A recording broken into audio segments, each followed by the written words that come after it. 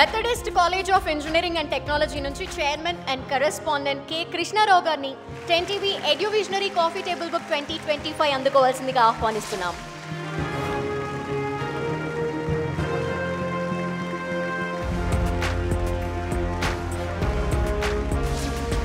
Methodist college కూడా దీనిలో చోటు చేసుకోవడం అనేది చాలా ఆనందంగా ఉందండి. ఇప్పుడు మా ట్రెండింగ్ కోర్సెస్ ఉన్నాయి కదా, like emerging courses like CSC, AIML, AI courses ఉన్నాయి. అది కాకుండా పిల్లలకి అడిషనల్గా మేము డ్రోన్ కోర్సెస్ అవన్నీ నేర్పుతున్నాము. సివిల్ మెకానికల్ ఈసీ స్టూడెంట్స్ కూడా like they can take minor degree in AIML కానీ ఏఐ కోర్సెస్ కానీ తీసుకోవచ్చు. మన advantage of the colleges like city సెంటర్లో ఉంది, కావాల్సిన ఫెసిలిటీస్ పర్ఫెక్ట్గా ప్రొవైడ్ చేశాము. సో అది చాలా అడ్వాంటేజ్ స్టూడెంట్స్కి. ప్లేస్మెంట్స్ కూడా ఫుల్గా చూసుకుంటున్నాము. ఇక mega and omega group of institutions నుంచి వైస్ చైర్పర్సన్ శ్రీమతి కసిరెడ్డి మాలతిరెడ్డి గారు, ఫౌండర్ అండ్ చైర్మన్ శ్రీ నాగం మోహన్ రెడ్డి గారిని 10TV ఎడ్యువిజనరీ కాఫీ టేబుల్ బుక్ 2025 అందుకోవాల్సిందిగా సాదరంగా ఆహ్వానిస్తున్నాం.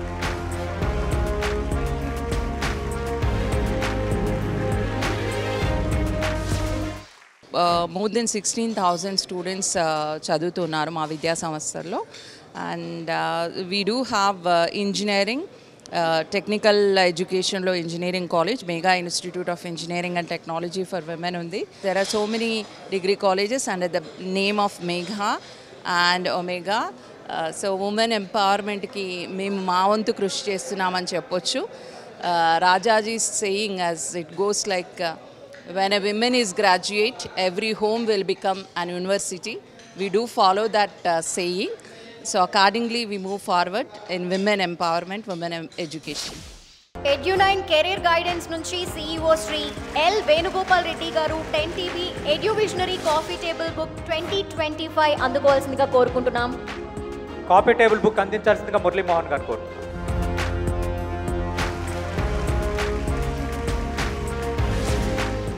ఎడ్యు9 కెరియర్ గైడెన్స్ అనేది తెలుగులో పూర్తి స్థాయి ఎడ్యుకేషన్ సమాచారానికి సంబంధించినటువంటి యూట్యూబ్ ఛానల్ అన్నట్టు.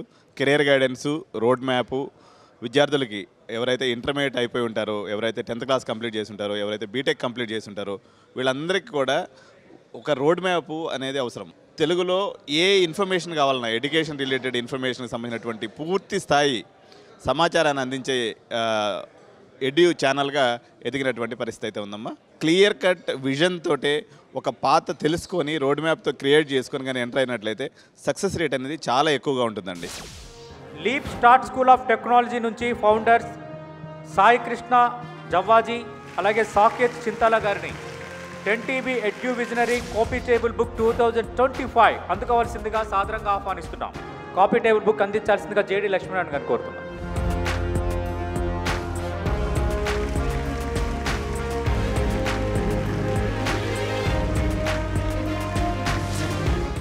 Thanks 10TV for giving this opportunity also.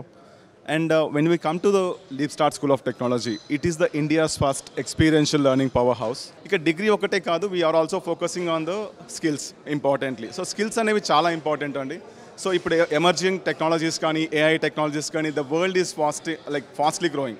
So aa situation lo manaku skills chaala important. Ippudu chuskunte degrees pass avutunnaru chaala mandi, but most of the students are not employable. ఇది వచ్చే పరిస్థితి ఏంటి అని అంటే because of skills lakh అవ్వడం వల్ల. So ఆ ల్యాక్ అవుతున్న స్కిల్స్ని గ్యాప్ని బిల్డ్ చేస్తూ ఆ బ్రిడ్జ్ని క్రియేట్ చేస్తుంది leap Start school of technology. అదే మేము ఇక్కడ రెప్లికేట్ చేస్తూ వాళ్ళకి స్క్వాడ్ బేస్డ్ లెర్నింగ్తో ఒక స్టార్టప్ లాన్ని బిల్డ్ చేపిస్తూ by the time they graduate from the 4 years they build real world applications and they gain the real skills. Rishi overseas educational consultancy నుంచి CEO డాక్టర్ ఎన్ రిషికేష్ గారిని 10TV ఎడ్యువిజనరీ కాఫీ టేబుల్ బుక్ 2025 అందుకోవాల్సిందిగా ఆహ్వానిస్తున్నాము. Please welcome.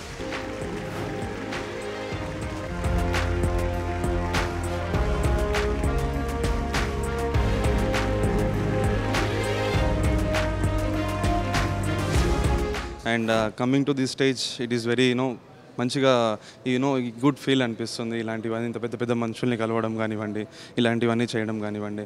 And coming to my self, మా consultancy గురించి వచ్చేసి నేను పర్సనల్గా doctor అండి, అబ్రాడ్లో చేసే వచ్చాను. అండ్ ఇక్కడ నేను ప్రాక్టీస్ చేస్తున్నాను. అండ్ మోరోవర్ ఇక్కడ సీట్ రాకోకుండా ఇబ్బంది పడి ఎవరైతే ఇది ఉంటున్నారో MBBS చేయాలనుకుంటున్నారో అబ్రాడ్ అనేది బెస్ట్ ఆప్షన్ అండి. మేము దాదాపు 300 to 400+ స్టూడెంట్స్ని పంపించాము. అండ్ మోరోవర్ దాంట్లో గ్రాడ్యుయేట్ అయ్యి వచ్చిన వాళ్ళు కూడా ఉన్నారండి. అండ్ సో మీకు ఎలాంటి ఇష్యూస్ అనేవి ఉండవు, ఎలాంటి ప్రాబ్లం అనేది ఉండదు. అక్కడికి వెళ్ళిన తర్వాత A to Z చూసుకోవడం కూడా మా బాధ్యత ఉంటుందండి. Evings abroad educational consultancy private limited నుంచి డైరెక్టర్ జి శ్రీధర్ గారిని 10TV ఎడ్యువిజనరీ కాఫీ టేబుల్ బుక్ 2025 అందుకోవాల్సిందిగా సాదరంగా ఆహ్వానిస్తున్నాం. శ్రీధర్ గారు ప్లీజ్ వెల్కమ్. శ్రీధర్ గారికి కాఫీ టేబుల్ బుక్ అందించాల్సిందిగా శ్రీ జయప్రకాష్ నారాయణ గారిని కోరుతున్నాం. శ్రీధర్ గారు కాఫీ టేబుల్ బుక్ అందుకుంటున్నారు. Evings abroad educational consultancy private limited డైరెక్టర్గా ఉన్నారు.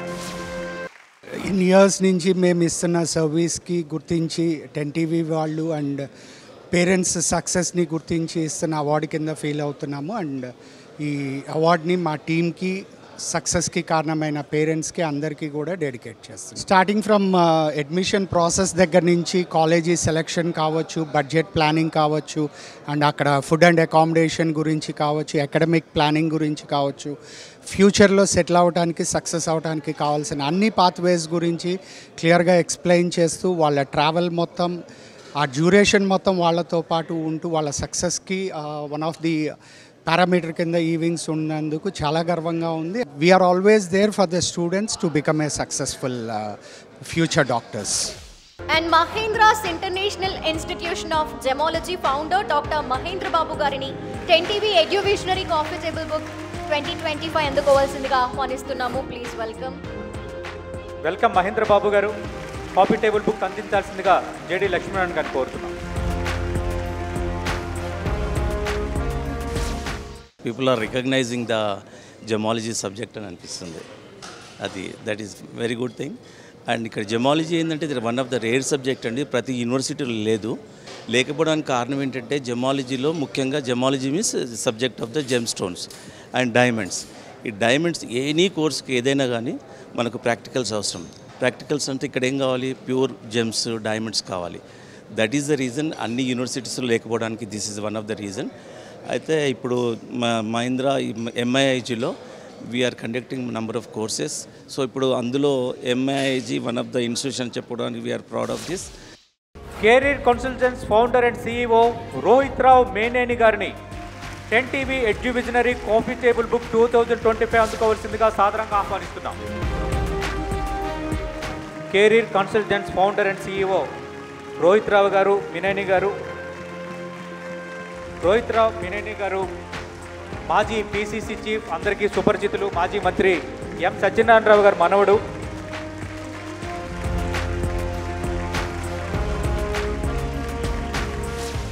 స్టూడెంట్ 10th క్లాస్ నుంచి అసలు ఏం కోర్స్ చదవాలి, ఏ సబ్జెక్ట్ అయితే బాగుంటుంది, ఎందులో జాబ్స్ ఉన్నాయి, ఇవన్నీ కూడా there is a lot of information that is not there.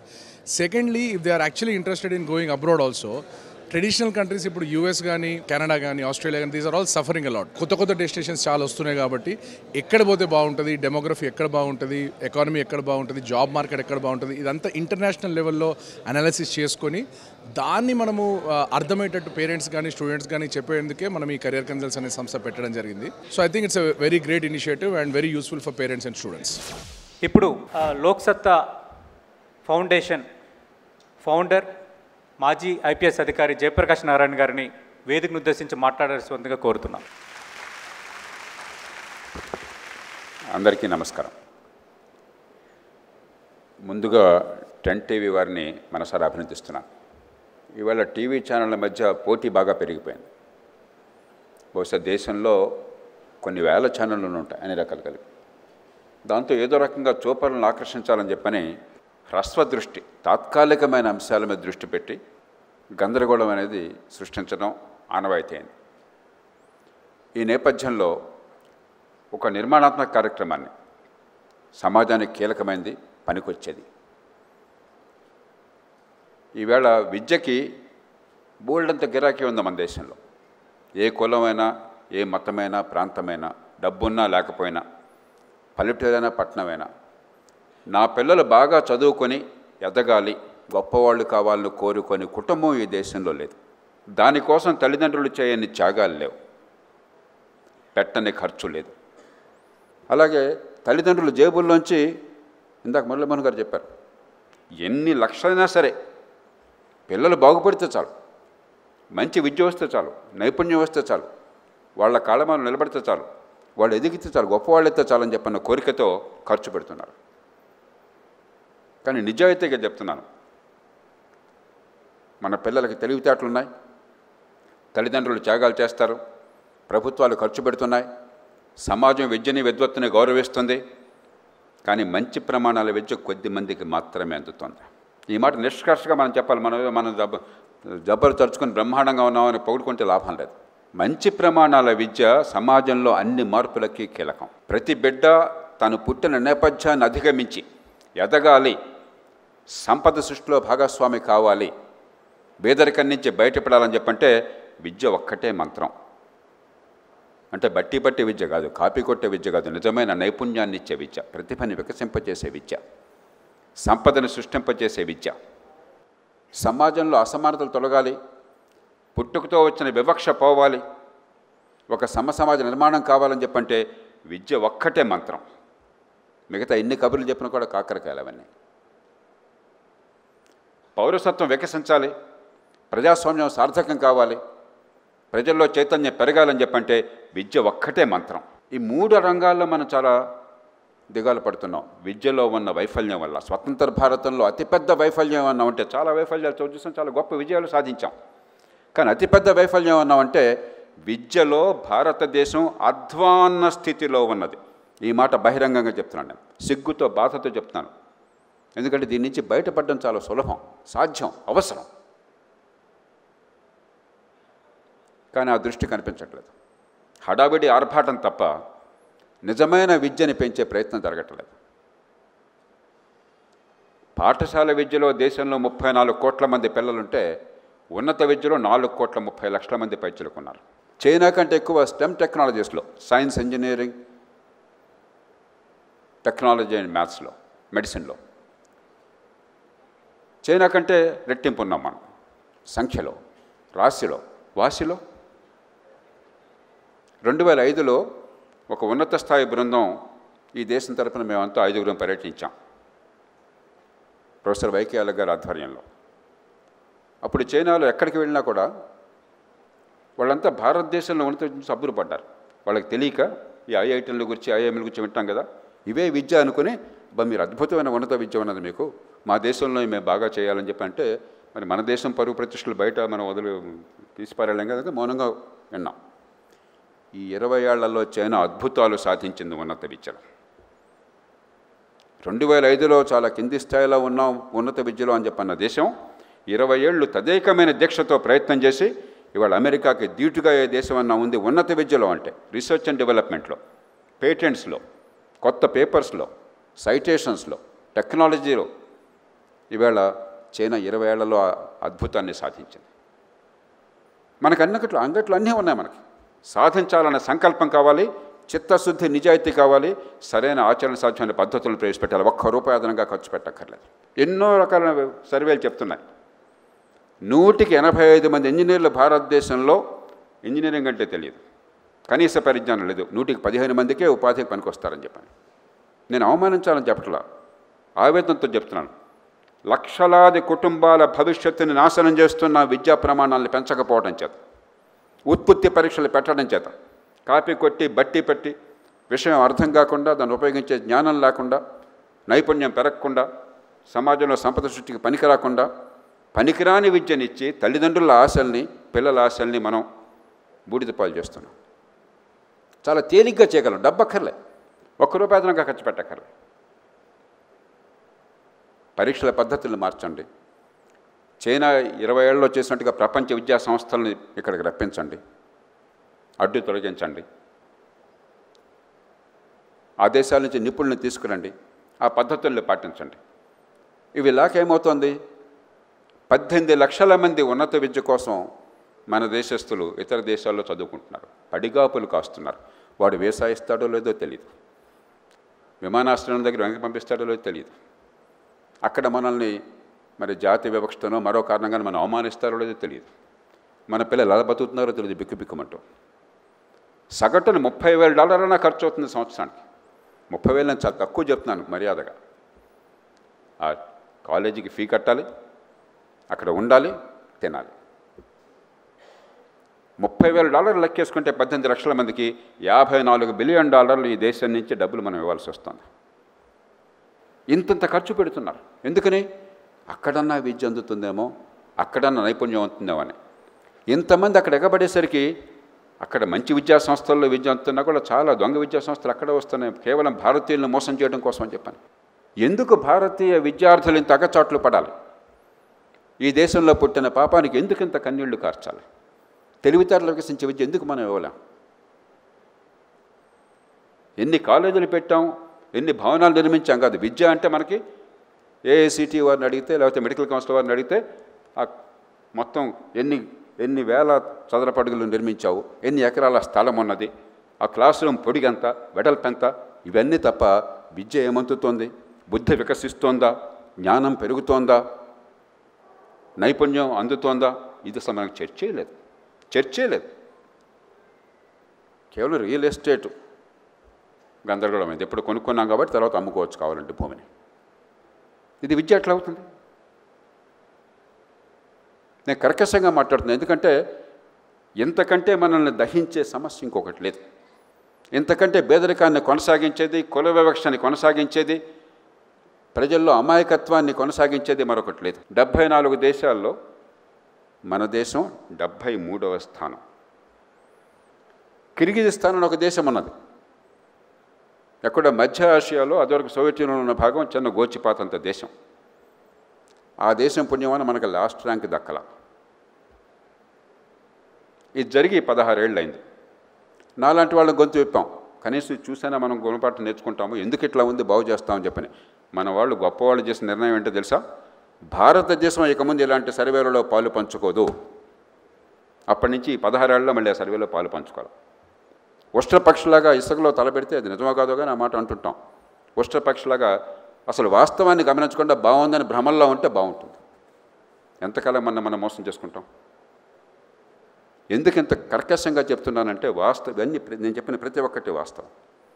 ప్రభుత్వమే నేషనల్ అచీవ్మెంట్ సర్వే చేస్తే పాస్ అయ్యే పిల్లలు 90% ఉంటే ఆ తరగతి స్థాయిలో ఏ మేరకు ప్రమాణాలు ఉన్నాయంటే 15%, 20%. ప్రభుత్వమే. గ్రేడ్ లెవెల్ కాంపిటెన్సీ అంటారు. అంటే ఆ స్థాయిలో ఏం నేర్చుకోవాలి? 15%, 20%. పరీక్షలో 95% పాస్, 99% పాస్. ఎట్లా సాధ్యమవుతున్నాయో? మీరే కదా పరీక్షలు పెట్టేది, మీరే కదా పాఠాలు చెప్పేది, మీరే కదా స్కూళ్ళు పెట్టింది, మీరే కదా స్కూళ్ళని పర్యవేక్షించేది. మరి అది చూసుకోవడం నిస్సిగ్గుగా ఎట్లా ఉంటాం? దాని గురించి చర్చ ఎందుకు ఉండదు? దీన్ని ఎలా బాగు చేయాలని ఆలోచన ఎందుకు ఉండదు?